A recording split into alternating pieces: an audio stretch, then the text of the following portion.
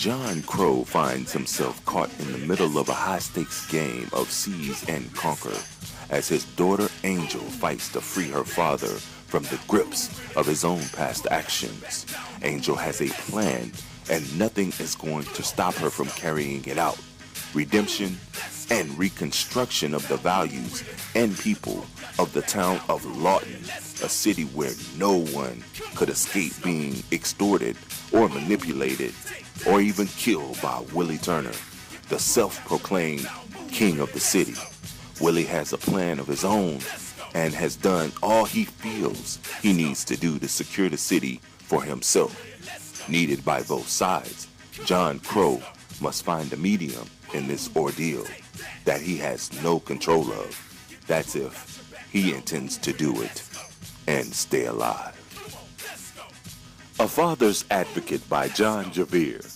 Pick it up at Amazon.com today. Welcome to our feature presentation.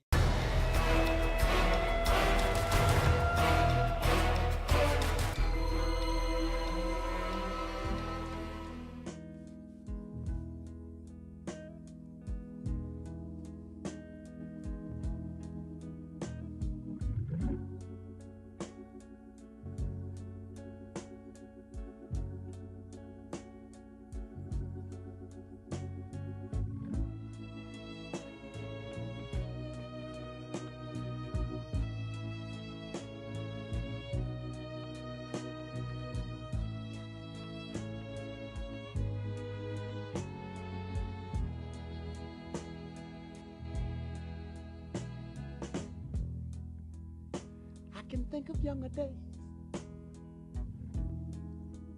when I lived for my life was everything a man could want to do.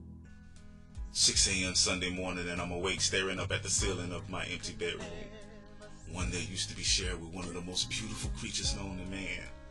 The ceiling fan rotates in sequence with the slow sound of what used to be our favorite song. Singing along, I find myself jarred from one vision to the next. By now, the smell of bacon, eggs, and biscuits mixed with the foul smell of magic shave powder will be tickling my nose. Oh, come on, babe. You know I love your cooking. Her voice fills the air of the empty room. The candles sit across the room on the chest of drawers unlit, while the empty bottle of wine sits in between my feet, along with a gallon of Bombay gin. I look aimlessly around the room, looking for the next object to fixate my reminiscent mind on. The room was so bright, as it usually was at sunrise. See, she had chosen a bright yellow to accent the sunlight which flooded the room every morning. It would help us welcome God's smile. It would make us happy. That's what she thought. My idea of happiness had always been the combination of the bright yellow wall reflecting the sunlight onto her beautiful smile. 25 years today. That had been my reason for opening my eyes. That was my sunrise. Sometimes I would peek out of one eye just to steal a glimpse of it before I opened both and become overwhelmed. I staggered to the bathroom to release the wine and Bombay, staring down at a toilet that had been left up on the last visit. That would have made her hit the roof. Sometimes it turned me on, thinking back on how I sometimes do it on purpose just to hear her rant. After flushing, I placed the toilet seat back the way she would like it. Walked down the hall toward the living room. I stopped to notice the empty bed. It is now 6:45 by the clock on the wall. She would be sitting on the edge of the bed humming hymns, reading through some scripture. I could see her glancing up at me with those sexy eyes so enticing. Baby, come play with me. But I refused. Pray for me, baby. I'm a little tired this morning, okay? I used to say Sunday after Sunday, She was always into her Bible, and me, I was always into whatever. I walk over to the bed, sit down where she would normally be sitting, the place in which she would have her dress and stockings displayed are filled with tissues. I would normally be eating breakfast and coming up with every excuse as to why I couldn't go to church. Hoping my pager would go off and I would have to go to work to cover for someone that called in sick. Or trying to hurry and stuff my face, leaving my mess on the table for her to clean. Wow. I was always in a rush to get to my remote control, trying not to miss any sports coverage.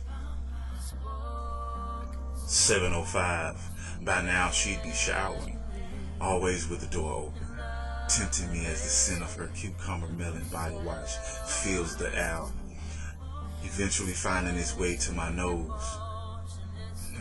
Reaching out across the dresser, grabbing the body spray she would use after her shower, I pressed the pump, releasing a scented memory of her. Tears forming in the wells of my eyes. Not again. I've cried more in the past 3 days to last me a lifetime. Hold it back, Darnell, hold it back. A man ain't supposed to cry, is what I began to hear in the back of my mind. The more I hold it back, the more salty trails of water stream down my face.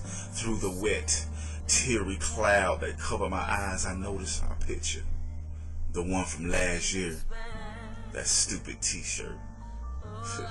She told me to change, but I somehow forgot that it was our anniversary and we had planned to take pictures. She never forgave me for that. But like always, she found some way to make a joke of it.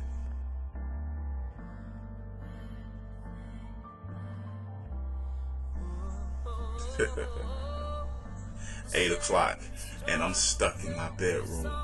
Normally she is screaming for me to get dressed for church, but somehow I found myself half drunk already.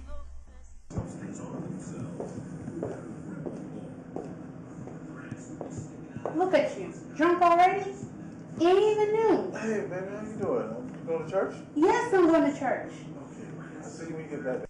Suddenly, a breeze makes its way from the window to the bed, shifting tear and snot-filled tissue to the edge. A paper lay exposed on the bed. The paper holds an image of her, one I cropped from our pictures last year. She stands alone in this picture. Centered on the picture with the words placed above and below. Vera Luis, 1975 to 2003. I began to read it letter for letter, over and over and over. My love, so young. My cries remain a mere soliloquy in the empty room.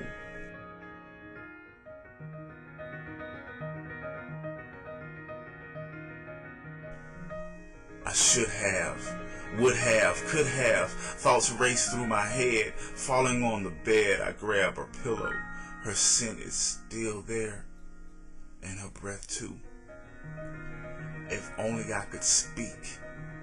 If only it was her and I could tell her that I'm ready to go to church and I have ran her bath water and it's warm just the way that she likes it. I could change my shaving cream and it would allow. If she was still here, I could pray with her. I miss you and all the little things. I miss you now that the little things are so great.